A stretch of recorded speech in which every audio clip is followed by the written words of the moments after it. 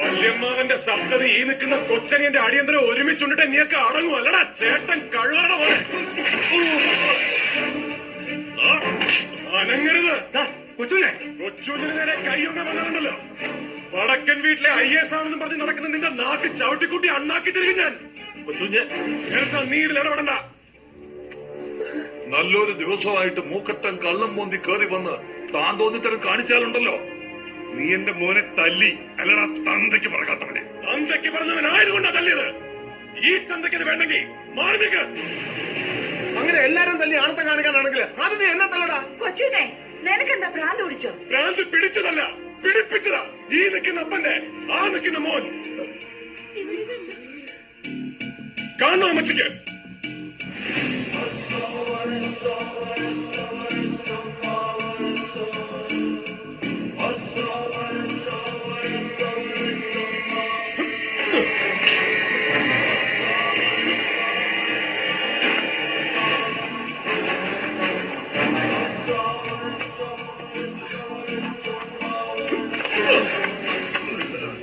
ഞാൻ പറഞ്ഞതിന്റെ ബാക്കി ഇവൻ പറയും. പറയണ പന്നി. പറഞ്ഞില്ലെങ്കിൽ കൊന്നുകളഞ്ഞ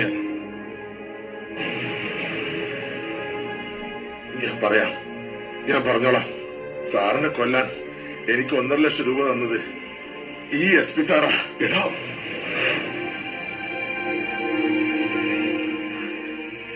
കേട്ടല്ലോ, വടക്കൻ വീട്ടിലെ അമ്മാവന്മാരും ചേട്ടായിമാരും ഒക്കെ ഈ കൊച്ചനീനെ വളർത്താനല്ല കൊല്ലാനാണ് ഇവന് കാശിന് കൊടുത്തത്.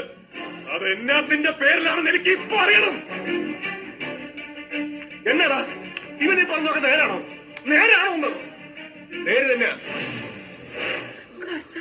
വല്യപ്പന്റെ ഒസിയത്ത് പ്രകാരം ഈ കാണുന്നതെല്ലാം വിഹിതം വെക്കാൻ ഇവനുണ്ടെങ്കിലേ മതിയാവുന്നുള്ള അഹങ്കാരം വെച്ച് പിന്നെയും ഇത്രയും മീശ മുളച്ചവന്മാരെ കൊരങ്ങ് കളിപ്പിക്കാൻ തുടങ്ങിയപ്പോ ഇവൻ അങ്ങ് തീർത്ത് കളഞ്ഞേക്കാമെന്ന് ഞങ്ങൾ തന്നെയാ തീരുമാനിച്ചത്.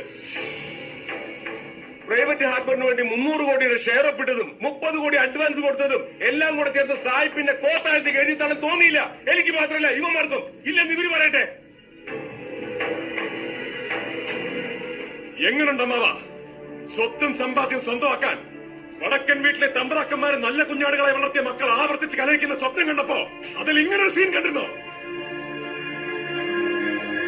സ്വന്തം കൂടപ്പുറപ്പിനെ കൊന്നു തള്ളാൻ കൊട്ടേഷൻ പാർട്ടിക്ക് കാശെണ്ണി കൊടുക്കുന്ന സീൻ. തറവാടും തന്തമാരും അന്നും ഇന്നും ഒന്ന് തന്നെ ആയതുകൊണ്ട് ചിലപ്പോ കണ്ടു കാണും. പണ്ടും അത് തന്നെയാണല്ലോ ശീലം. കൊന്നു തള്ളാൻ കാശെണ്ണി കൊടുക്കുന്നത് ഇതാദ്യമായിട്ടല്ലോ. ആണെന്ന് പറയാൻ പറ്റുമോ വല്യമ്മാവന്? ഈ താന്തോന്നിയുടെ മുഖത്ത് നോക്കി നടക്കട്ടെ. 70 തികഞ്ഞതിന്റെ ആഘോഷവും അതിന്റെ പേരിലുള്ള വെട്ടിവീഴുകളും എല്ലാം നടക്കട്ടെ. ഇത്രയും കാലം ജീവിച്ചതിന്റെ തട്ടുകട തീർക്കാനും ഇനിയും ചെയ്തു കൂട്ടാൻ പോകുന്നതിന്റെ കണക്കെടുപ്പ് നടത്താനും 1000 പൂർണ്ണയന്ത്രന്മാരെ കണ്ട് അഹങ്കരിച്ച് ജീവിക്കാൻ ഈ ആയുസ് ഇനിയും ബാക്കിയുണ്ടാന്ന് വ്യാമോഹിക്കണ്ട. നല്ല നേരം നോക്കി മാമൂദിസ മുക്കി 4 നേരം അന്നവും കൊടുത്ത് തീറ്റിപ്പോറ്റി വളർത്തിയ മക്കളോടും കൂടി പറഞ്ഞേക്ക്. വക്കീലേ, എന്തോ ഏത് പ്രമാണത്തിലോട്ടാ കൊച്ചുകുഞ്ഞ് ഒപ്പിടേണ്ടെന്ന് വെച്ചാ പറഞ്ഞാ മതി.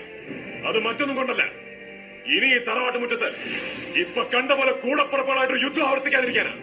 പിന്നെ എല്ലാം കൂടെ വേദിച്ച് വിളമ്പി കഴിവേറ്റുമ്പോ അതിന്ന് ഒരു തരി മണ്ണി കൊച്ചുവിന് വേണ്ട. ഈ രണ്ട് മനസ്സല്ലാതെ